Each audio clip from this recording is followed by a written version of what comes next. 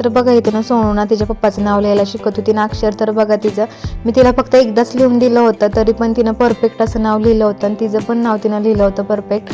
आता ना त्यांच्या शाळेत फक्त आई सुरू आहे, आता ठ ड पर्यंत काहीतरी आलं असेल, अजून सगळी पर्यंत मूळ अक्षरं झाली नाही ती, तरी पण तिचं सगळं अक्षरं लिहायला हात वळतो, चांगल्या प्रकारे वळतो. आणि ती शाळेत कमी शिकते आणि मी तिला घरी शिकवत असते, म्हणजे घरी मी आधी शिकवते आणि मग तिला अजून मॅडम शिकवतात ना तेव्हा तिला परफेक्ट असं जमतं. त्यामुळे मी तिचा म्हणजे घरी सराव करून घेत असते. तर ती शाळेतनं आली होती, म्हणजे हा मी नंतर शूट केलेला ब्लॉग होता, तिथं माझं चाललं होतं मला दळण वगैरे ठेवायला जायचं होतं या.